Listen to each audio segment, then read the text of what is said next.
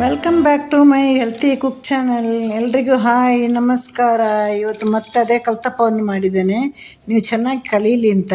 ಕಲ್ತಪ್ಪ ತುಂಬ ಚೆನ್ನಾಗಿರ್ತದೆ, ಮಾಡೋ ಹಾಗೆ ಮಾಡಬೇಕು. ಮೊದಲೆಲ್ಲ ಹಳೆ ಕಾಲದಲ್ಲಿ ನಮ್ಮೂರಲ್ಲೆಲ್ಲ ಒಲೆಯಲ್ಲಿ ಮೇಲೆ ಕೆಂಡ ಕೆಳಗಡೆ ಕೆಂಡ ಹಾಕಿ ಮಾಡ್ತಾ ಇದ್ದಂತಹ ಒಂದು ತಿಂಡಿ, ಅದನ್ನು ನಾವೀಗ ಈ ಥರವಾಗಿ ಆದರೂ ಮುಂದುವರಿಸ್ಕೊಂಡು ಹೋಗ್ತೀವಲ್ವ. ಇನ್ನು ಮುಂದಿನ ಜನ್ರೇಷನ್ ಇದನ್ನು ಎಲ್ಲಿ ತಗೊಂಡೋಗಿ ನಿಲ್ಲಿಸ್ತಾರೋ ನಮ್ಗೆ ಗೊತ್ತಿಲ್ಲ. ಒಟ್ಟಲ್ಲಿ ನಾವಂತೂ ಹಳೆಯ ಕಾಲದ ಎಲ್ಲ ತಿಂಡಿನ ಈಗಲೂ ಮಾಡ್ತೀವಿ, ಆದರೆ ಮಾಡುವ ವಿಧಾನ ಬೇರೆ. ಹಳೆಯ ಕಾಲದಲ್ಲಿ ಇದನ್ನು ಕಲ್ಲಲ್ಲಿ ರುಬ್ಬಿ ಕೆಂಡ ಅಂದರೆ ಈ ಥರ ಉರುಳಿ ಪಾತ್ರೆ, ನಾನೀಗ ಯಾವುದು ಉರುಳಿ ಪಾತ್ರೆ ತಗೊಂಡಿದ್ದೇನೆ ಅದರಲ್ಲೇ ಮಾಡ್ತಾಯಿದ್ರು.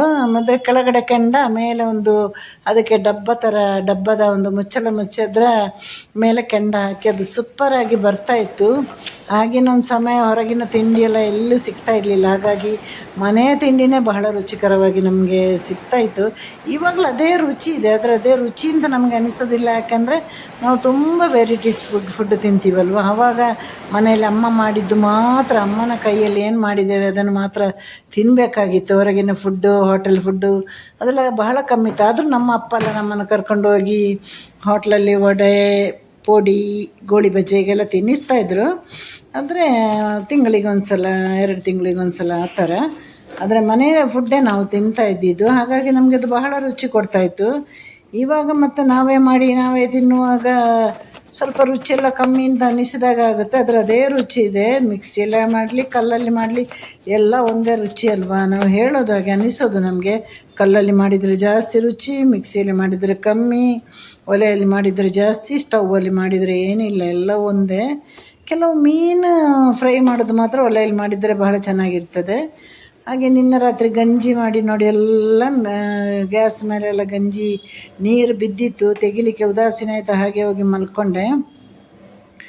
ಆಮೇಲೆ ಇವತ್ತು ಬೆಳಿಗ್ಗೆ ನೋಡಿ ಅದೆಲ್ಲ ಗಟ್ಟಿಯಾಗಿತ್ತು, ಆ ಗಂಜಿ ನೀರು ಬಿದ್ದಿದ್ದು. ಅದಕ್ಕೆ ಹೇಳೋದು ಆವಾಗಿನ ಕೆಲಸ ಆಗ ಮಾಡಬೇಕು. ನಾನು ರಾತ್ರಿ ಮಾಮೂಲಿ ಕಿಚನೆಲ್ಲ ಕ್ಲೀನ್ ಮಾಡಿ ಮಲ್ಕೊಳ್ಳೋದು, ಆದರೆ ನಿನ್ನೆ ಯಾಕೋ ಬಹಳ ಉದಾಸೀನ ಆಯಿತು ನನಗೆ. ಹಾಗಾಗಿ ಇವತ್ತು ಬೆಳಿಗ್ಗೆ ಸ್ವಲ್ಪ ಅದು ನನಗೆ ಕೆಲಸ ಕೊಡ್ತು.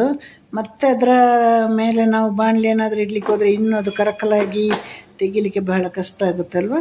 ಹಾಗಾಗಿ ಅದನ್ನು ಕ್ಲೀನ್ ಮಾಡಿ, ಈಗ ನಮ್ಮ ಮಾಮೂಲಿ ಉರುಳಿ ಇದೆ ಅಲ್ವ, ಕಲ್ತಪ್ಪ ಮಾಡೋ ಉರುಳಿನ ನಾನು ಸ್ಟವ್ ಮೇಲೆ ಇಟ್ಟಿದ್ದೇನೆ.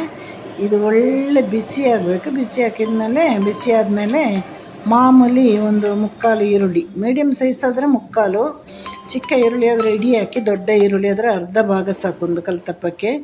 ಮತ್ತು ಇದು ನಮ್ಮ ಬ್ಯಾಡಗಿ ಮೆಣಸು ಅಥವಾ ಗುಂಟೂರು ಮೆಣಸಿನ 1-2 ಪೀಸ್ ಮಾಡಿ ಹಾಕ್ಬೋದು. ಅದು ಆಪ್ಷನಲ್ಲಿ ಇಲ್ಲ, ಆದರೆ ಬೇಕಂದರೆ ಮಾತ್ರ. ಹಾಗೆ ಅದು ಅವರವರ ಟೇಸ್ಟಿಗೆ ಸರಿಯಾಗಿ. ನಮ್ಮ ಊರಲ್ಲೆಲ್ಲ ಕಲ್ತಪ್ಪ ಮಾಡೋದೆಲ್ಲ ಹಾಕೋದಿಲ್ಲ, ಇಲ್ಲಿ ಬಂದು ನಾನು ಕಲ್ತಿರೋದು. ಆಮೇಲೆ ಇದು ಲೈಟ್ ಬ್ರೌನ್ ಬಣ್ಣಕ್ಕೆ ಬರುವಾಗ ಮೆಣಸಿನಕಾಯಿ ಹಾಕ್ಕೊಳ್ಳಿ. ಹಾಕಿದ್ಮೇಲೆ ಮತ್ತೆ ಮಾಮೂಲಿ ನಮ್ಮ ರುಬ್ಬಿದ ಹಿಟ್ಟು, ತುಂಬ ತೆಳುವಾಗಬಾರ್ದು, ಹಿಟ್ಟು ಗಟ್ಟಿ ಆಗಬಾರ್ದು. ಒಂದು ಮೊಸರಿಗಿಂತ ಒಂದು ಪಾಯಿಂಟ್ ತೆಳುವಾದರೂ ಪರವಾಗಿಲ್ಲ, ಸ್ವಲ್ಪ ತೆಳುವಾಗಿ ಒಯ್ಯಿರಿ, ಆಗ ಚೆನ್ನಾಗಿ ತಿನ್ನಲಿಕ್ಕೆ ನಮಗೆ ಚೆನ್ನಾಗಿರ್ತದೆ. ಹಾಗೆ ನಮಗೆ ರಾತ್ರಿದು ಮೀನು ಸಾರು ಇತ್ತು, ಅದರ ಜೊತೆ ಸ್ವಲ್ಪ ಕಾಳುಗಳೆಲ್ಲ ಹಾಕಿ ಇನ್ನೊಂದು ಸಾರು ಮಾಡಿದೆ. ಯಾಕಂದರೆ ಆಫೀಸಿಗೆಲ್ಲ ಹೋಗೋರು ಬೆಳಿಗ್ಗೆ ಮೀನು ಸಾರು ತಿಂದು ಹೋಗೋದಿಲ್ಲ ನಮ್ಮ ಮನೇಲಿ, ನಾನು ತಿಂದುಬಿಡ್ತೀನಿ. ಹಾಗೆ ಇದನ್ನು ಇವಾಗ ನೋಡಿ ಒಂದು ಮುಚ್ಚಿ ಒಂದು ಮೀಡಿಯಮ್ ಫ್ಲೇಮಲ್ಲಿ ಇಟ್ಕೊಂಡು ಮಾಡಿ, ನಂತರಲ್ಲಿ ಉಲ್ಟ ಹಾಕಿದಾಗ ಸೇಮ್ ಒಂದು 5-10 ನಿಮಿಷ ಹಾಗೆ ಇಡಿ. ನಮ್ಮ ಕಲ್ತಪ್ಪ ರೆಡಿ ಆಯಿತು. ಎಲ್ಲರ ಮನೆಯಲ್ಲಿ ಹೀಗೆ ಮಾಡಿ ನೋಡಿ. ಸಂಡೆ ಮೀನು ಸಾರಿಗೆಲ್ಲ ಬಹಳ ಚೆನ್ನಾಗಿರ್ತದೆ, ತುಂಬ ಸುಲಭ ಕೂಡ ಇದೆ. ಹೀಗೆ ವೆರೈಟಿ ತಿಂಡಿ ಮಾಡಿ ಮನೆಯಲ್ಲಿ, ಆಗ ಮನೆಯಲ್ಲಿರುವವರಿಗೂ ಕೂಡ ಖುಷಿಯಾಗುತ್ತೆ. ನಿಮಗೂ ಕೂಡ ನಾನು ಮಾಡಿ ಕೊಟ್ಟಿದ್ದೇನಲ್ಲ ಅಂತ ಒಂದು ಸಂತೋಷ ನಿಮ್ಮಲ್ಲಿ ಕೂಡ ಇರುತ್ತೆ. ಎಲ್ರಿಗೂ ಟಾಟಾ ಬಾಯ್, ಸಿ ಯು, ಟೇಕ್ ಕೇರ್.